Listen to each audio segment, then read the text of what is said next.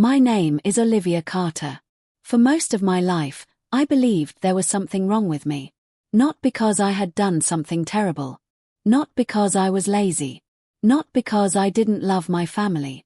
But because my family never seemed to love me the way they loved my younger sister. Her name was Victoria. Victoria was beautiful, confident, popular. She knew exactly how to make people like her. And my parents adored her. When she wanted a new car, they bought one. When she wanted to study at an expensive university, they paid every dollar.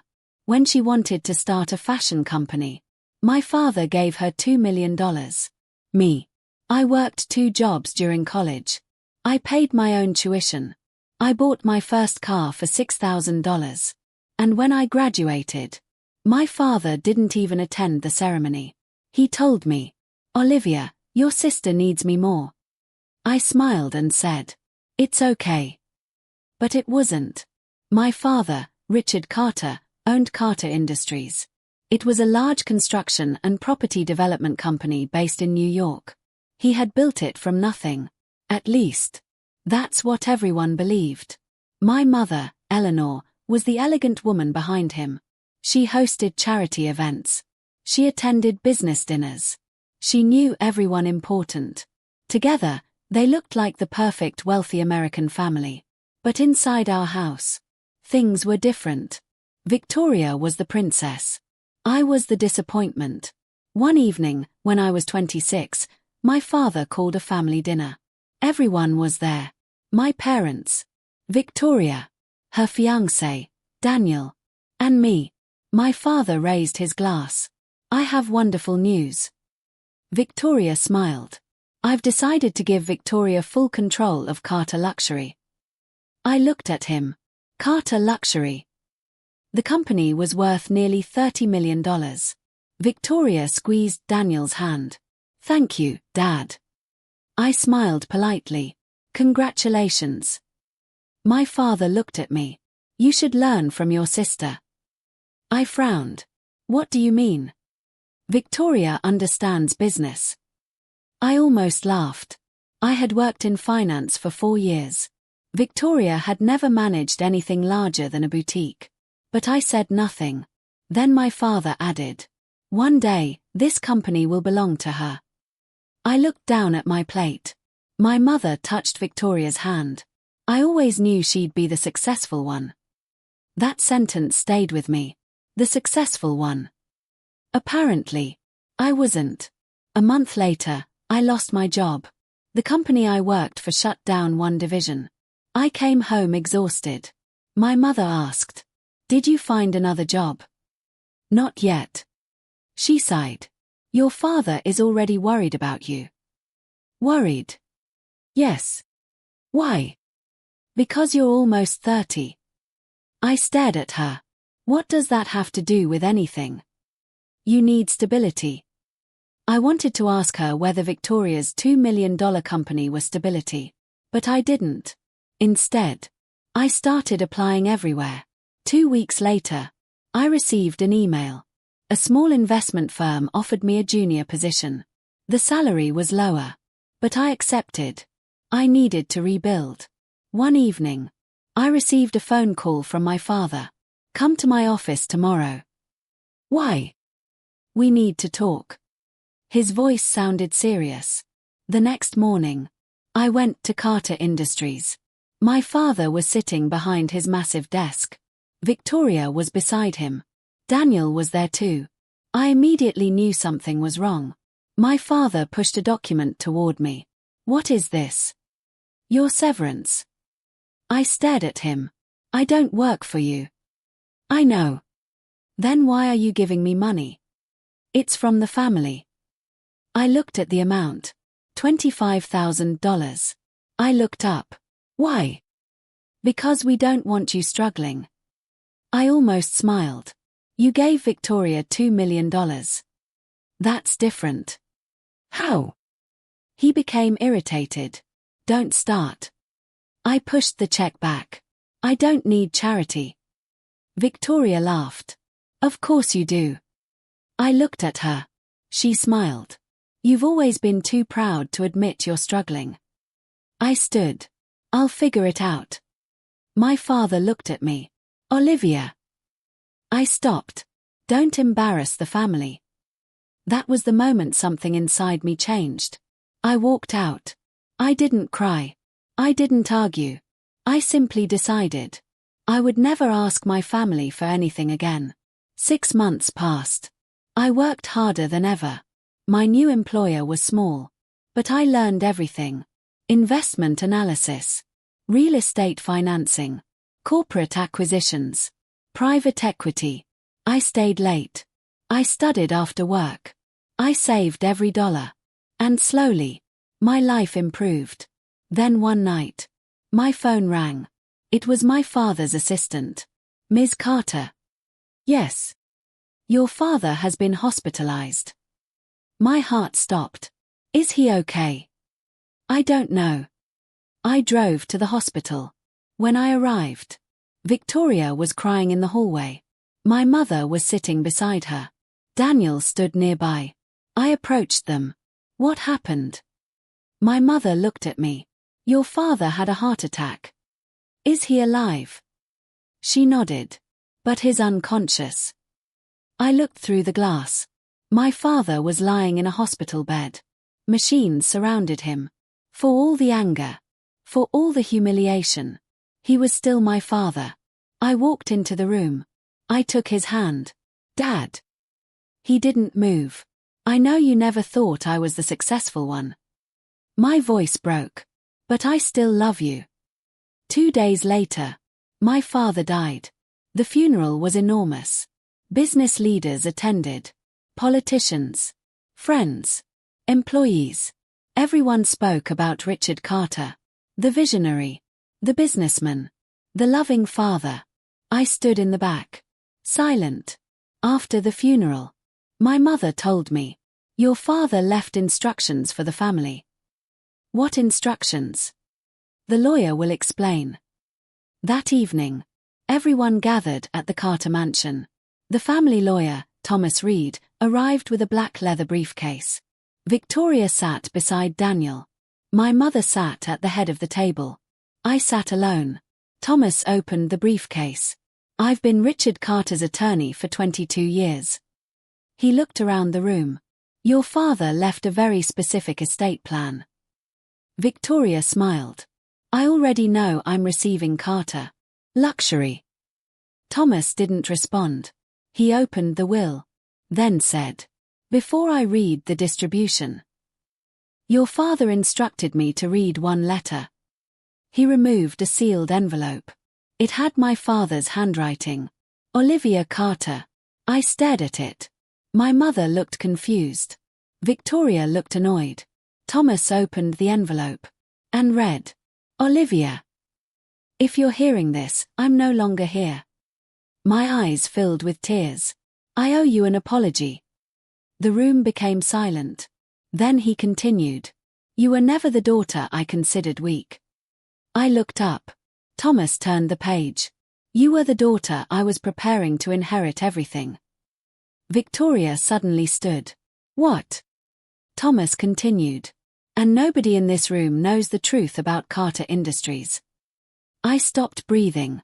My father's final sentence was, Olivia, your sister was never supposed to own my company. The room exploded. Victoria screamed. That's impossible. Thomas closed the letter. Then looked directly at me. Ms. Carter. Your father left you a second company. I whispered. What company? Thomas smiled sadly. The company that actually owns Carter Industries. Nobody spoke for almost a minute. Victoria stared at Thomas. You're lying. Thomas remained calm. Your father prepared this estate plan 3 years ago. My father promised me Carter Luxury. He promised you a position. Victoria looked at my mother. Mom. My mother was crying. I didn't know. Victoria turned toward me. You knew. I didn't. You're lying. I stood. I found out at the same time you did. Thomas raised his hand. Please. He placed another document on the table. Carter Family Holdings, 71% controlled by Olivia Carter. Victoria stared at it. What is Carter Family Holdings? Thomas answered. The private holding company Richard Carter established 21 years ago. I couldn't understand. Why didn't I know about it? Because your father kept it private. What does it own? Thomas looked at me. Carter Industries. I felt dizzy. So? Yes. You mean the entire company? Yes. Victoria began laughing. This is insane. Thomas continued. Your father's public shares were only a fraction of his actual ownership. He opened another folder. The majority of Carter Industries was held through Carter Family Holdings. And now? Thomas looked at me. Your father transferred controlling interest to you. Victoria slammed her hand on the table. No. The family meeting ended in chaos. Victoria followed me into the hallway. You stole my inheritance. I didn't steal anything. My father promised me the company. Apparently, he changed his mind. She grabbed my arm. You always wanted what I had. I pulled away. No. She stared at me. You're jealous of me. I laughed sadly. Victoria, I spent my entire life trying to be noticed by our parents. I never wanted your life. Then why are you taking it? I'm not. She stepped closer. You don't deserve this. I looked directly into her eyes. Maybe. But Dad decided I did. The next morning, I went to Thomas's office. He showed me hundreds of documents. My father had secretly prepared me for years. The first investment account had been opened in my name when I was 18. Then another. Then another. Every year. He invested money. Not for Victoria. For me. Why? Thomas looked at me. Your father knew you were different. Different how? You didn't want his money. I laughed. That seems like a strange reason to inherit it. That's exactly why. Then Thomas showed me something shocking. A video. My father appeared on the screen. He looked healthy. Strong. 3 years younger. He spoke directly to the camera. Olivia. If you're watching this, I've made the decision. I know you think I favored Victoria. I did. My heart sank. But not because I loved her more. Victoria always wanted what money could buy. You wanted to build something yourself. He paused. I was testing both of you. I stared at the screen. I wanted to know who would protect this company. Victoria wanted to own it. You wanted to understand it. He leaned forward. That's why I chose you. But there was something else. My father said. There's a problem. He named one person. Daniel Brooks. Victoria's fiancé. My father's voice became serious. Daniel has been accessing confidential company accounts.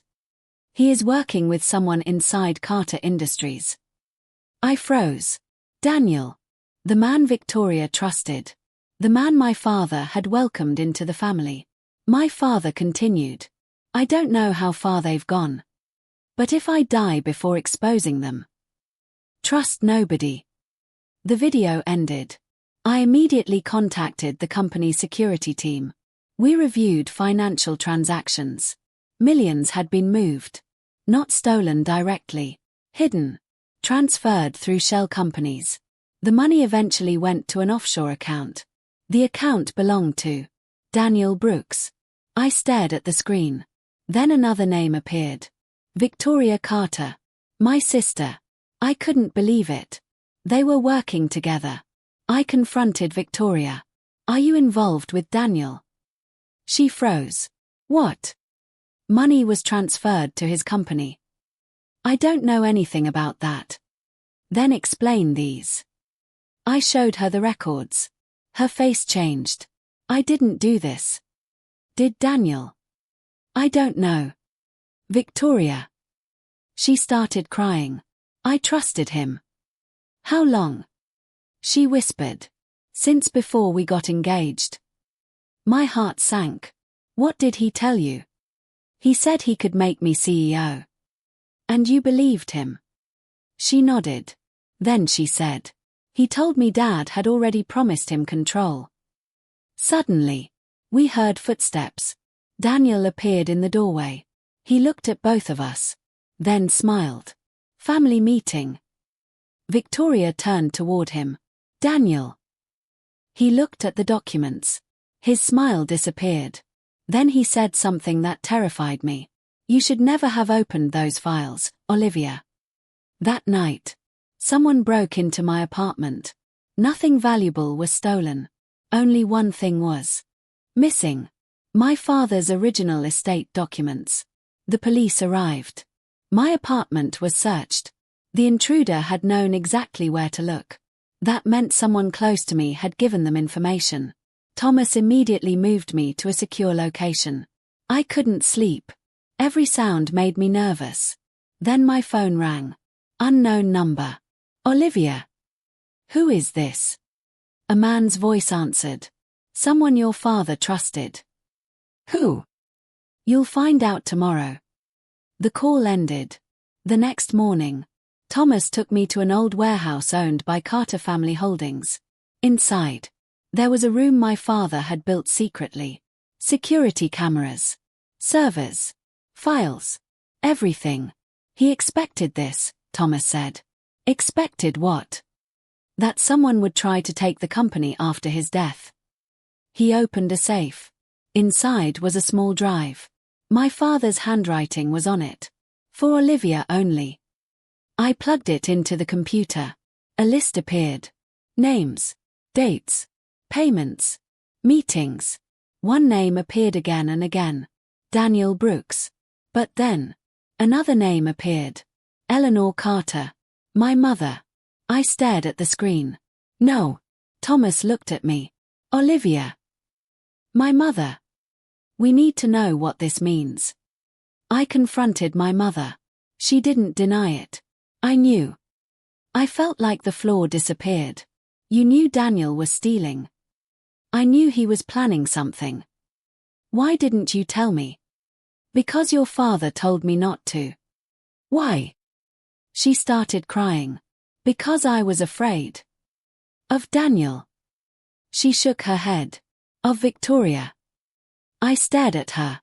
Victoria. Your sister knew more than she told us. How much? She knew Daniel wanted the company. And she agreed to help him. My heart broke. My sister. The same sister I had spent my life protecting. The same sister who had called me jealous. She had been planning to destroy me. But my mother wasn't finished. There's something else. What?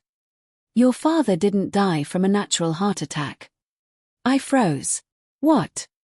He was poisoned. I couldn't breathe. Who? We don't know. But your father suspected Daniel. I looked at Thomas. He nodded. We found evidence. The investigation reopened. Doctors examined my father's medical records. A toxic substance had been found in his system. The police questioned everyone. Daniel disappeared. Victoria disappeared too. Then, my mother called me. Come home. Why? Victoria is here. I arrived.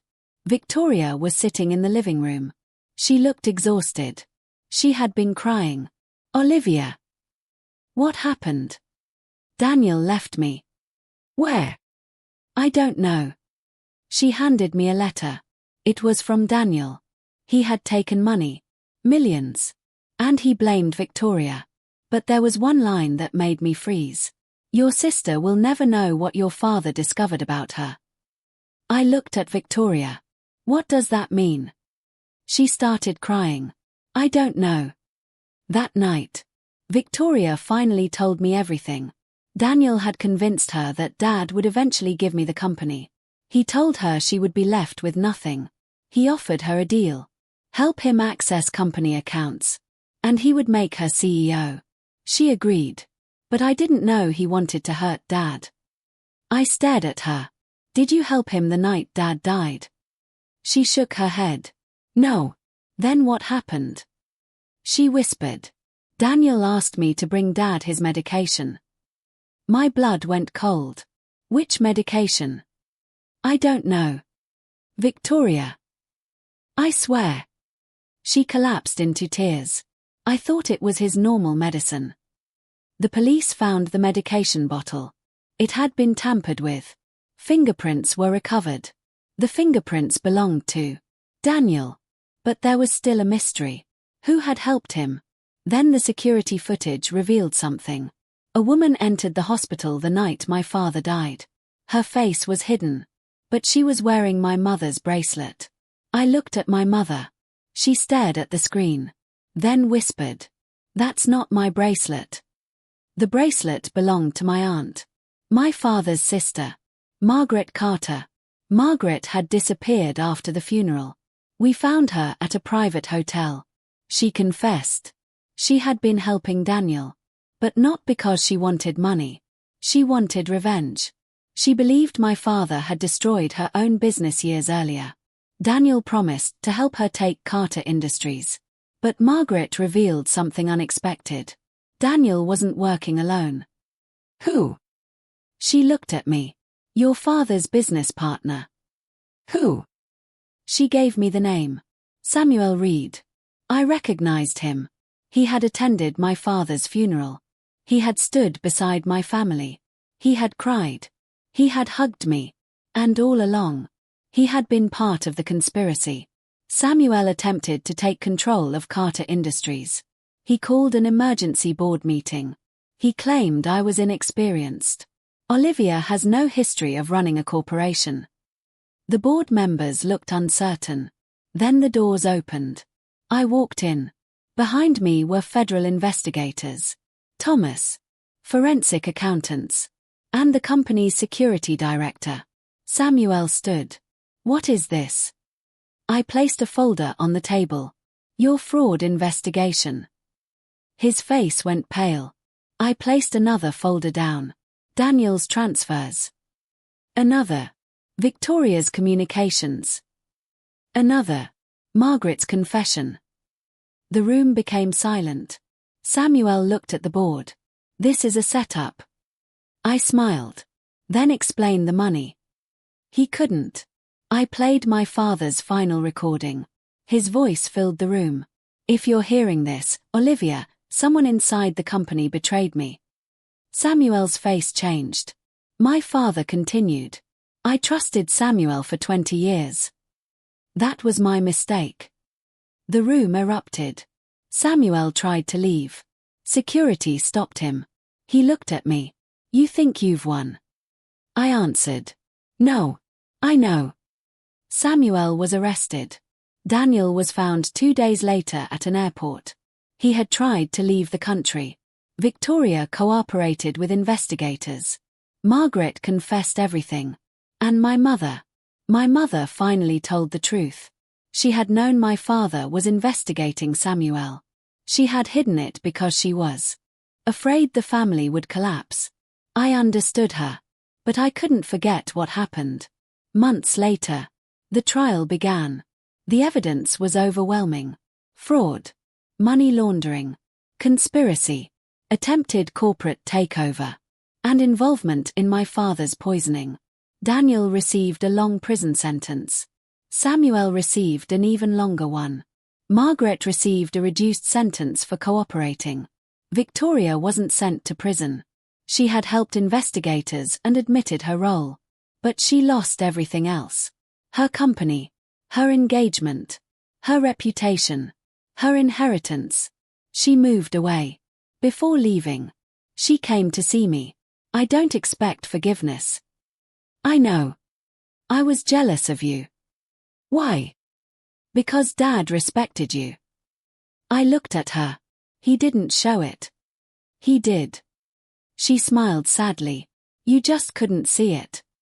Then she left. A year after my father's death, I became CEO of Carter Industries. The boardroom was the same place where my family had once treated me like a nobody. I sat at the head of the table. The chairman handed me the company seal. Ms. Carter.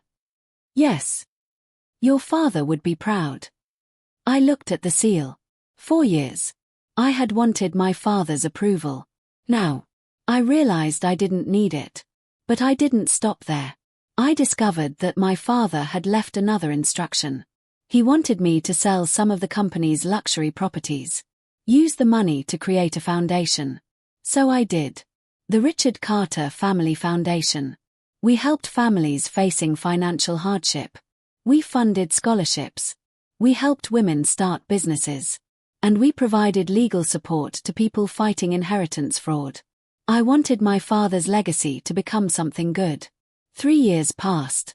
Carter Industries grew. The company became stronger. The foundation expanded across the United States. And I finally became comfortable with who I was. Not Victoria's sister. Not my father's disappointment. Not the poor daughter. Not the forgotten child. I was Olivia Carter. And that was enough. One afternoon, I received a letter. It was from my father. Thomas had discovered it inside the hidden office. The letter was written shortly before his death. I opened it. Olivia. I know you may never understand why I treated you differently. I kept reading. I made a terrible mistake. I thought protecting you meant making you stronger by letting you struggle. But sometimes I went too far. My eyes filled with tears. You were never second. You were the one I trusted most. Then, if I could change one thing, I would tell you that every time I called Victoria the successful daughter, I was wrong. I covered my mouth. You were already successful. You simply hadn't realized it yet. The final sentence broke me. I'm sorry I made you spend your childhood proving you were worthy of love. I cried for a long time. Not because the letter changed anything, but because it finally gave me the answer I had wanted for 20 years. My father had loved me. He just hadn't known how to show it. 6 months later, I returned to the old family home. The house was quiet. I walked through my childhood bedroom. The walls still had faint marks from where I had hung photographs. I opened the closet. Behind an old box, I found something. A photograph. My father. Me. I was 8 years old. He was holding me on his shoulders. On the back, he had written, "My strongest girl." I sat on the floor and cried because I finally understood. The photograph had existed all along. The love had existed too. I just hadn't known where to look. That evening, I stood on the porch.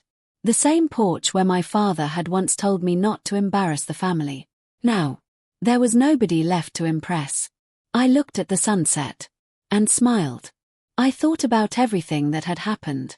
The humiliation, the favoritism, the betrayal, the stolen money, the hidden company, my father's death, my sister's betrayal, the boardroom, the trial, the inheritance, and the woman I had become.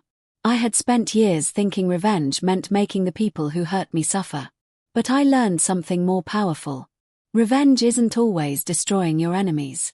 Sometimes, revenge is becoming everything they said you could never be. My family called me a nobody. I became the CEO. They thought my sister would inherit everything. I protected the entire company. They thought I would beg for their approval. I stopped asking for it. And the people who tried to steal my family's legacy ended up watching me rebuild it. 5 years after my father's death, I stood before thousands of people at a business conference. The host asked, "What was the greatest lesson your father taught you?" I smiled. He didn't teach it intentionally. The audience laughed. I continued. He taught me that people can underestimate you. Sometimes the people closest to you will do it. They may call you weak. They may call you poor. They may tell you that someone else is better. I paused. But none of their opinions determine who you become. The audience became silent. I looked around.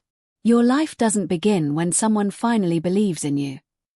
It begins when you believe in yourself. The audience stood and applauded. I smiled. And for the first time, I didn't think about revenge. I didn't think about Victoria. I didn't think about Daniel. I didn't think about Samuel. I didn't even think about the money. I thought about the little girl I had once been. The girl who sat alone at family dinners. The girl who wondered why her sister was always chosen. The girl who believed she wasn't enough. I wished I could go back and tell her one thing. You don't have to compete for love. You don't have to prove your worth. One day, you'll understand exactly who you are. I looked toward the audience. And smiled. Because I finally did. I was never the family nobody wanted. I was the daughter my father trusted with everything. And the greatest revenge of all wasn't that I inherited his empire. It was that I turned everything they tried to use against me into the reason I became unstoppable.